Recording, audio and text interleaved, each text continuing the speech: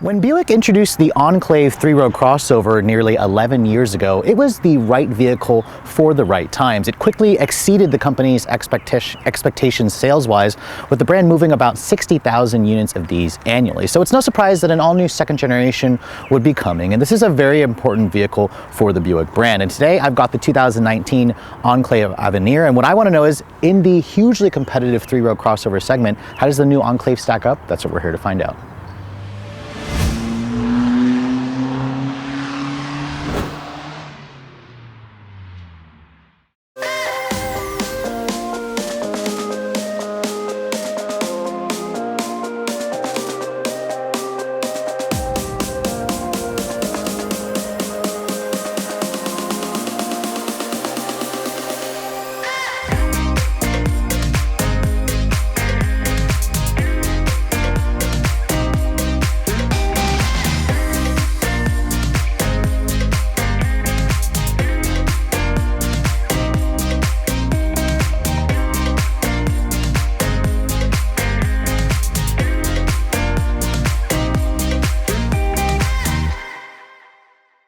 So the original Enclave was essentially just a rebadged version of the Chevrolet Traverse and the GMC Acadia, so it's no surprise that the second generation is still that vehicle, although unlike the new Acadia, which is considerably smaller, this is taking its size from the new Traverse. You can see the front fascia of the new Enclave has a lot of resemblance to the old previous generation, although I think Buick has done a really good job at cleaning it up and making it look a little bit less bloated. It kind of resembles a Mazda to the front fascia, especially with this 5-point grille that kind of goes along the lower edge of the headlights. The headlights are going to be full LEDs, which are actually standard on every Enclave. You'll have an LED low and high beam, an LED daytime running light, and just an incandescent turn signal down here, but the LED running light kind of goes across the lower fascia. This Avenir trim is basically Buick's answer to the GMC Denali brand. It's supposed to be kind of a one-up over all the other trims. It kind of includes its own unique front fascia. You have the Tri-Shields insignia logo at the front with kind of the split wing design with the extra chrome. It definitely is a little bit too flashy for my taste, but it also kind of looks a little bit more on the elegant side. I think this looks much better versus the bloated proportions of the previous generation model. Now, surprisingly, Buick actually made this new one even larger than the old one, although when you stare at it from the side profile, you wouldn't really be able to tell how big it is. The design hides the size of this vehicle quite well. It's wheelbase at 120.9 inches long and an overall length of 204 inches long. This is about 2 inches longer than the previous generation and about 6 to 8 inches longer than some of the other entries like the new Kia Telluride or the Volkswagen Atlas. Now, my particular tester, being the Avenir trim, comes with these nice 20-inch polished wheels. They're wrapped in two 55 series tires. The other lower trims will have an 18 as standard, then you can get option in a 20 if you'd like. 20-inch wheels are basically the norm for this segment of vehicle, especially when you guys go at the top tiers. Now, the panoramic sunroof that you're seeing on this one is standard on the Avenir trim because, as you guys know, this one is hugely more expensive than the previous generation. And then when you look at the actual proportions over here, it's got this interesting character or interesting chrome line here that kind of tries to look like a floating roof. This is the same styling element that everyone's using. And then at the back, you can see the design very much resembles the front with the headlights. It's got more chrome that kind of goes into the taillights. These are an LED combination taillights with an incandescent brake or turn signal and reverse lights. Down here, you have these nicely integrated exhausts, which aren't actually connected to the mufflers, but I do like the rectangular tips, and it also, again, resembles a little bit something like a Mazda CX-9. Now, in terms of the cargo area, because the Enclave is so much larger than most of the competition and the Acadia, you're actually going to get the most cargo area in the segment with all the seats up. Buick says this is around 23 cubic feet of space. That's actually 2 more than what you get in the all-new Kia Telluride, because remember, this is about 6 inches longer than the Telluride. Underneath here, you do have some really nice underfloor storage, so very practical. You could actually put 7 people in this thing and most of their stuff. Now, if you want, you can fold down these rear seats, which are electrically folding, which is nice. Buick says when the rear seats or the third row seat is folded, you get around 58 cubic feet of space, and then if you fold everything down, you get around 98 cubic feet of space. So again, that's roughly 10 more cubic feet of space than something like the new Telluride or the Volkswagen Atlas, and about 20 more cubic feet of space versus something like a Mazda CX-9. So the latest Enclave definitely looks pretty attractive on the outside, but what about the interior of this new vehicle? The first thing I want to talk about, here's the key fob for the new Enclave. This is the corporate Buick key fob that I showed you before. It feels a little bit cheap and flimsy, but I do like how small it is. As you can see, it's got buttons to open up the rear liftgate power. With power, you can lock the doors. You can also push the lock button, then push and hold this button here. And that activates the remote start. That's, again, always been a GM thing. If you want to shut it off, just push that same button and that will shut off the engine for you. Now, as you approach the door handle of the Enclave, you can see there's extra chrome because I have the Avenir trim. And then if you want to unlock the door, you have to use the button. There's no sensor on the back like other GM products. They basically use this button to lock and unlock the doors for you. But once you open the door and look at the interior of the new Enclave Avenir, you can see this brown leather with the black exterior is a really nice color combination for me. I love the two-tone. I love how Buick also adds the brown leather onto the dashboard. There's some on the door panels over here. It just makes for a really classy and elegant look. The seats also are covered in an upgraded Napa leather. They're very comfortable. I like the contrasting stitching and piping, which is good. You have an 8-way power driver's seat with 3-person memory over there, although no massaging seats, but they are heated and cooled. I'm surprised Buick didn't include massaging seats, especially at this price point. I had a Regal GS that had that feature, and even though it wasn't the best massaging seats, it was nice that they at least included that. Now, they are also heated and cooled. As I said, I don't particularly love the steering wheel, but you do get a genuine wood grain on the steering wheel when you guys go for the Avenir trim. Now, being an SUV, you have a really nice, easy step-in height. You don't even have to fall or jump into the vehicle. And then when you shut the door, it sounds really solid when it shuts. So again, it adds to that level of quality and first impression. Now, to start the vehicle up, like a lot of other GM products, put your foot on the brake and then push this square button here to start the engine up. Now, these gauges are pretty familiar. I've shown you these gauges on so many other GM products. I kind of think they really need to go with a different style of gauges depending on the actual brand. I'm just tired of seeing this same thing over and over again. They need to change the color, change the font, just make it look a little bit more unique. The engine, it's the corporate 3.6 V6 that I've showed you guys before in other GM products. Now, being the highest trim level on the Avenir, you do actually have genuine stitching and leather covering this part of the dashboard. It's basically the same leather that's on the seat, so that's very nice. This right here is hard touch plastic, but you won't be touching that area much. This right here is a faux imitation stitching that tries to look like stitching, but it is soft touch, which again is nice. You have some genuine wood, some aluminum trim. It's all very nice looking. Now, the door panel, as you can see here, it's also soft touch with more of that wood. You have an aluminum accented door handle and more silver trim. The window is only one touch automatic down for the driver's side, automatic up and down. It's automatic down on all the other windows, but not auto up. I just think Buick should have made it included in all the trims. If you want, you can push this button here. The mirrors will also electrically fold in, which is nice for a vehicle this large. Down here, you can see more storage. It's all hard touch plastic.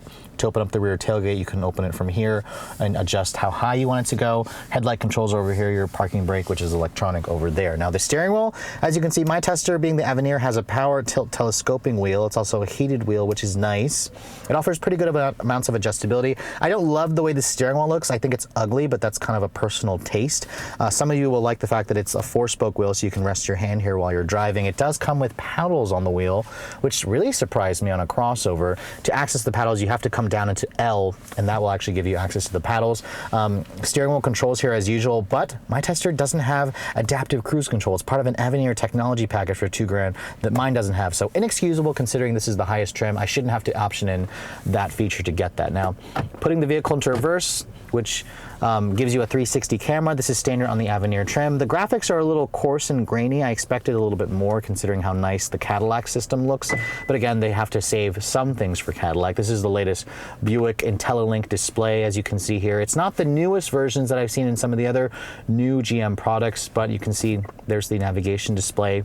Again, the older system, which is definitely starting to look a little crunchy versus the new one that I've showed you in some of the Cadillacs, or even that Regal had the newer system. So I'm surprised that GM didn't just give you that. You do have Apple CarPlay and Android Auto. That's what the projection screen is.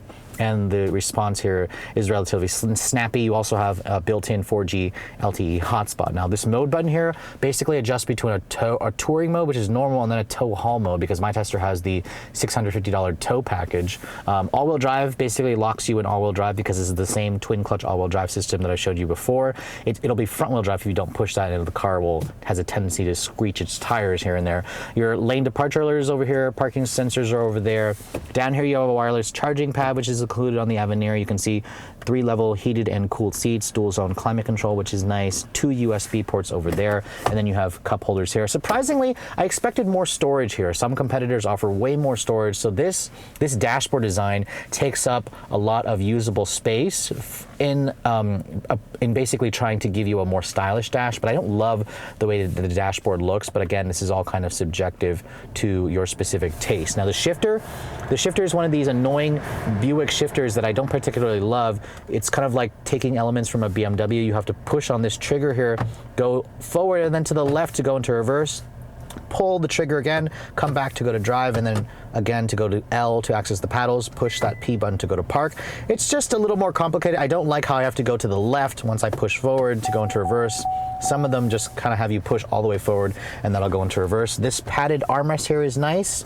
It also gives you a fairly small storage area. I've definitely seen much more storage than some of the competitors. The seats, I think they're somewhat comfortable. They're wrongly shaped for me, so try the seats out if you'd like them. I do like the Avenir brand on the actual headrest. The glove compartment is a pretty good size. It's damped but not lined with felt.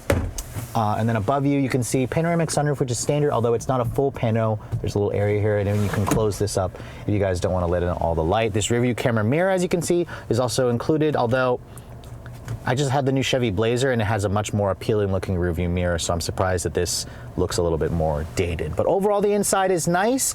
Is it like over $50,000 nice? I would probably say no. Do I prefer this dash over the Traverse? Probably not. It's not my particular taste, especially the steering wheel, but it's still a relatively nice place to spend time. So it's a family vehicle. You guys are probably wondering, how's the space in the second row? And just like the Chevy Traverse, this is where the Enclave really shines. There is just a crap ton of space here in the second row. Buick says the legroom is 39 inches, which is actually about 3 inches less than what you get in the new Telluride, but love the flat floor here, which is really nice. It creates a great entry point to get to the third row. There are also a lot of good features back here. You can see 3 different power outlets, 2 USB ports, heated rear seats, and then your own set of climate controls. Although if you're looking for ventilated second row seats, you're not going to find that. That's a class exclusive thing on the Palisade and the Telluride. Do love the panoramic sunroof, although I'm surprised it doesn't go completely all the way. There's like an area here that cuts it off. This portion doesn't open, but you can close this up if you guys want a little bit more shade. Surprised considering how high trim this is. There's no sunshades here that are manual or power regardless, but the materials are also soft touch. You have plenty of storage. You have dual map pockets here. The seats also, they manually move forward and back to give third row passengers more space. You can also recline, but if you are looking to get into the third row, you need to open it from this side, because this side here doesn't have the quick access where it slides the seat forward. But let's hop into that third row, because that's always the big question with these crossovers. So as I said, if you want to get into the third row, you need to come over to the passenger side, because there's an additional lever right here. If you pull this lever, the seat kind of moves out of the way, although I did kind of have to shove it pretty hard. Some brands offer like a hydraulic assistance to get in, but once you actually move the seat out of the way, you can see there is a good amount of space to actually get into the third row, and it actually seats 3 across. Now let me get back here to show you guys the space. I have the seat here with this mat that doesn't want to stay put all the way back. Oh, this is kind of tight, and I have to say, I'm 5'7" and my knees are up against this. Now you can move this seat forward if you need to give passengers more space back here. Buick says you have around 33 inches of legroom, but that's probably with them moving this seat up. The new Telluride and Atlas, I believe, has a little bit more space than this, so I'm a little surprised. But once you move the seat up, take away some of their space, you're gonna give the third row space, or third row area, more room. There's pretty good headroom back here. There's actually 2 USB ports, which is nice, but just keep in mind the Enclave is only available with the captain's chair, so only a 7-passenger configuration. If you're looking for 8 seats, you have to step down to the Traverse, because this only, again, seats 7 people.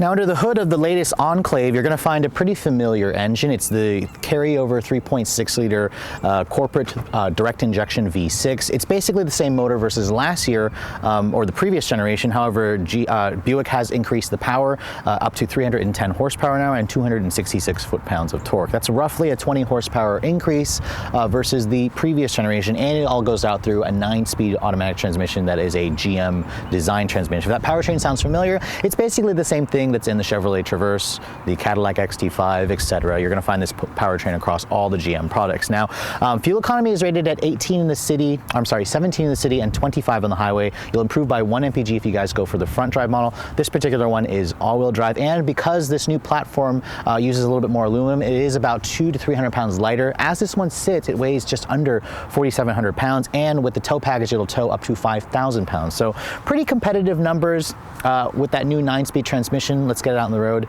and see how it all performs. So I never actually had a chance to do a full review on the old Enclave, or when this generation first came out last year, but because they share a platform with the Traverse, we can pretty much assume that they're going to drive for the most part similarly, correct? And that's kind of where Buick likes to point out the fact that they take the time to tune their version of this platform a little bit differently. The previous generation was known for being one of the quietest vehicles in the segment for its time, from their quiet tuning technology. And I have to say, first setting off in this new Enclave, it basically reminds me a lot of the Traverse that I drove last year. It has the same powertrain, the same 3.6 liter V6, 9-speed automatic. The transmission in this car, it's interesting. I've driven this powertrain combination in the Regal GS and the Blazer over the last 3 weeks or so, and obviously this car is significantly heavier than all of those vehicles, but I noticed that the tuning of this transmission is not quite as aggressive as the other models.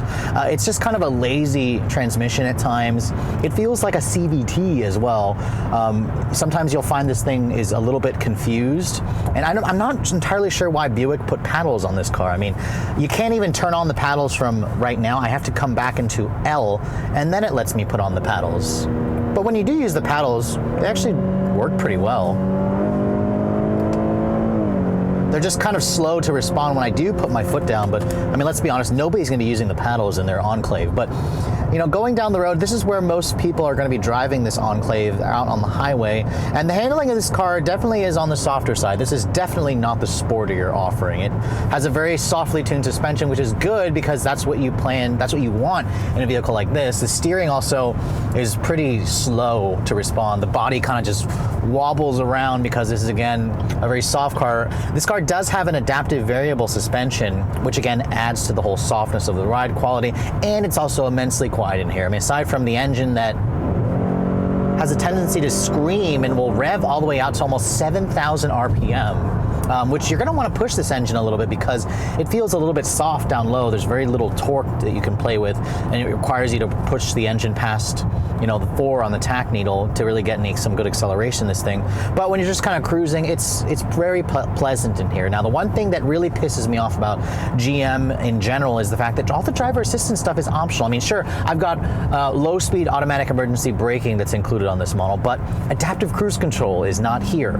I just don't understand why it's not here on a car that costs this much money. It shouldn't be an option. It should be included, especially when you look at competitors like, the Honda Pilot's included, the Toyota Highlander is included as standard, the Kia Telluride has that as standard, like Mazda has the Mazda sensing stuff standard, iActive Sense. Like, it just baffles me why GM continues to be stubborn in making it an option. But other than that, pleasant driving car with good visibility. As you can see, the pillar here is a little bit thick, but the hood's nice and low. I got big side mirrors here. I do have blind spot monitoring. I have lane keeping assist. The view out of the back is, when you don't have it on the mirror, is pretty normal, average, but turn on that rear view camera mirror and it really shows everything that's behind you. So you can drive this thing with confidence when you're going down the road. Just know that when you're trying to park it, it's definitely a little bit of a bigger vehicle.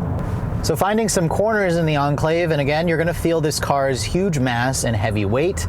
The steering doesn't really provide much feedback, and the body leans a lot because of the soft suspension. It's not, dangerous or unsafe feeling. It just feels like you're pushing a vehicle that really doesn't want to be pushed, although the tires aren't really howling quite as much as I thought they would be.